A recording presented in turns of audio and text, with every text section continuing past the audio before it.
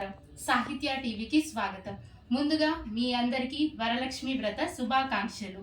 చూస్తున్నారు కదండి మా ఇంటి వరలక్ష్మీదేవిని, అలాగే మా తులసి కోటని అండ్ అలాగే మా కలశాన్ని. సో మేము ఎలా సెలబ్రేట్ చేసుకున్నామో ఓసారి చూద్దాం పదండి.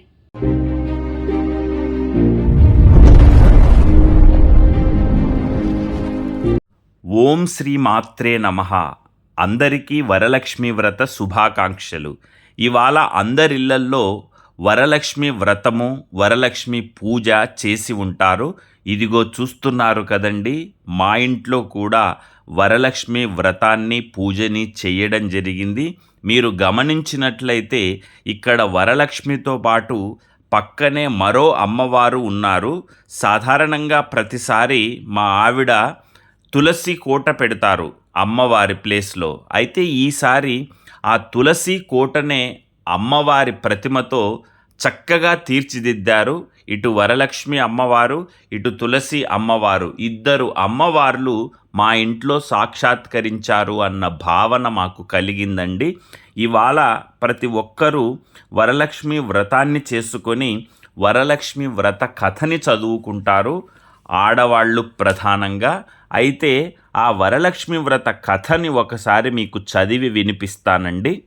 సకల మునిగణంబులతో కూడి రమ్యమయున్న కైలాస పర్వత శిఖరంబున నానా విధంబులగు మణులు చెక్కినదియు పాటలములు అశోకములు సురాపానములు ఖర్జూరములు పొగడలు మొదలగు పెక్కు వృక్షములతో గూడనిదేయి కుబేరుడు వరుణుడు ఇంద్రుడు మొదలగు దిక్పాలురకును నారదుడు అగస్త్యుడు వాల్మీకి పరాశరుడు మొదలగు ఋషులకు నాటపట్ట ఎందు కల్పవృక్షము చేరువ రత్నమయమైన సింహాసనమునందు నింపుగా కూర్చుండి ఉన్నట్టి జనులకు సుఖములు కలిగించువాడనై శివుడిని చూచి పార్వతీదేవి కడు ముదమంది సకల లోకంబుల నేలుచు సకల భూతములందును దయకలిగియుందునట్టి యో నాథుడా, రహస్యమై పావనమైన యొక్క శుభవ్రతంబును నాకు దెల్పుము అని లోకముల మేలు కోరినదై అడిగెను. అంతట ఈశ్వరుడు పార్వతికిట్లనియే, ఓ పార్వతి, వ్రతములలో నెల్ల నుత్తమమైన వ్రతమొక్కటి ఉన్నది. అది సకల సంపదలకు మూలమైనది. శీఘ్రముగానే పుత్ర పౌత్రులను ఒసగునది. ఈ పావన వ్రతము వరలక్ష్మి వ్రతం అనబడును. ఈ వ్రతము శ్రావణ మాసంబునందు పూర్ణిమకు ముందుగా వచ్చేటి శుక్రవారము ఆచరించవలెను. ఓ పార్వతి, ఆ వ్రతము చేసిన స్త్రీకి గలుగు పుణ్యఫలంబు చెప్పిన నాలకింపు. మన పార్వతికి పరమశివుడు చెప్పగా, నా పార్వతీదేవియు వెండియు శంకరుని చూచి, నాథ, ఆ వ్రతంబు నేను ఇదితో చేయంవలెను. ఆ వ్రతంబునందే దేవతను గొలవవలయను. ఆ వరలక్ష్మీదేవి నింతకు ముందెవరారాధించి ఉన్నారు, సంతోషపెట్టిరి అని అడగగా ఈశ్వరుడు పార్వతీదేవితో ఇట్లన్నెను. ఈ కథను శౌనకాది మహామునులకు సూత పౌరాణికుడు చెప్పాడు. స్త్రీలకు వరలక్ష్మి వ్రతం సౌభాగ్యాన్ని కలగజేస్తుంది.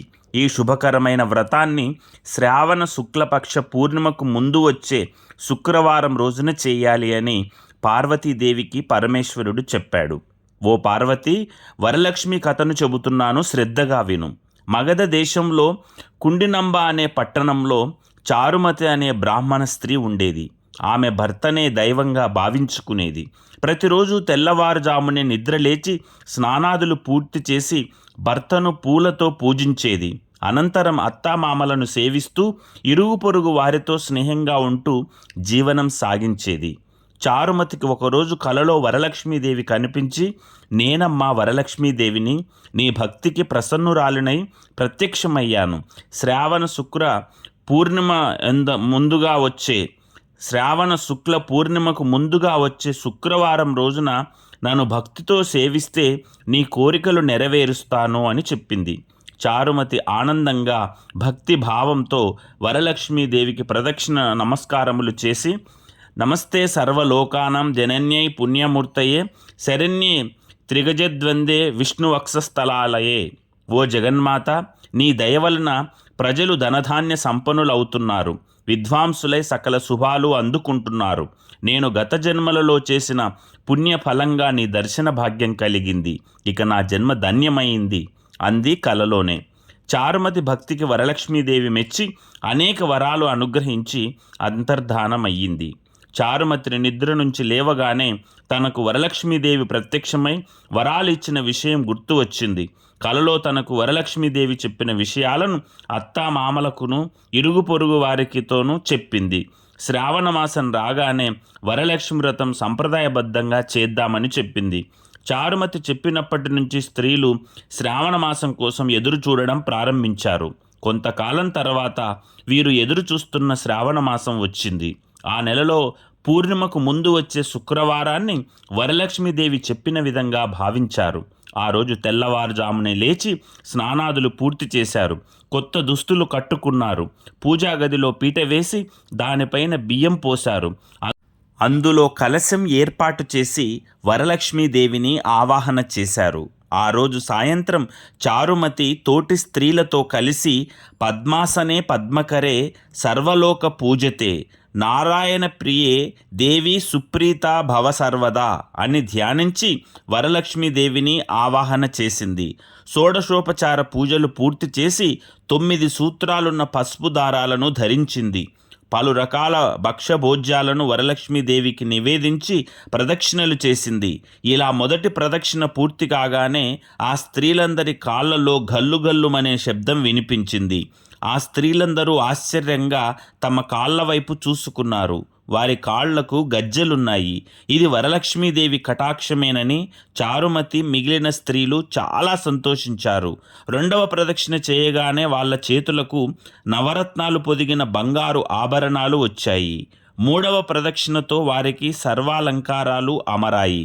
చారుమతి ఇల్లు మొత్తం బంగారము, రథ గజ తురగ వాహనాలతో సౌభాగ్యంతో నిండిపోయింది. వ్రతంలో పాల్గొన్న స్త్రీలను తీసుకుపోవడానికి గుర్రాలు, ఏనుగులు, రథాలు వచ్చి చారుమతి ఇంటి ముందు నిలిచాయి. తమ చేత శాస్త్ర ప్రకారం వ్రతం చేయించిన బ్రాహ్మణోత్తముని గంధం, పుష్పాలతో పూజించారు. దక్షిణ తాంబూలము, 12 భక్షములు వాయనం ఇచ్చి ఆశీర్వాదం పొందారు. వరలక్ష్మీదేవికి నివేదన చేసిన భక్ష్యభోజ్యాలను బంధువులతో కలిసి భుజించాక వాహనాలలో స్త్రీలు తమ తమ ఇళ్లకు వెళ్ళిపోయారు. ఆ రోజు నుంచి చారుమతితో పాటు పలువురు స్త్రీలు ప్రతి సంవత్సరం వరలక్ష్మీదేవిని పూజిస్తూ సకల సంపదలతో సుఖంగా ఉన్నారు. ఈ వ్రతం చేసిన వారికి సర్వ సంపదలు కలుగుతాయి. ఈ వ్రతాన్ని అన్ని కులాల వారు చేయవచ్చు. ఈ కథను విన్నవారికి, చదివిన వారికి వరలక్ష్మీదేవి అనుగ్రహం లభించి సకల శుభాలు కలుగుతాయి. ఇది సౌభాగ్యదాయకం. సర్వ రోగాలు, సకల రుణాలు హరించి సర్వత్రా రక్ష చేకూరుతుంది అని పార్వతీదేవికి చెప్పాడు శివుడు. విన్నారు కదండి, చారుమతి అనే ఇల్లాలు ఎంత అద్భుతంగా ఈ యొక్క వరలక్ష్మి వ్రతాన్ని చేసింది. తనతో పాటు తోటి స్త్రీలకు కూడా ఆ వ్రతంలో పాల్గొనేలా చేసింది.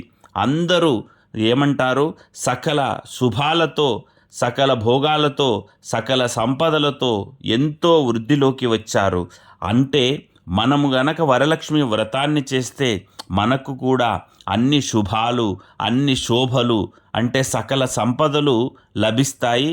అలాగే ఏవైనా రోగాలున్నా కూడా రోగాలు కూడా హరించిపోతాయి, రుణాలు కూడా హరించిపోతాయి.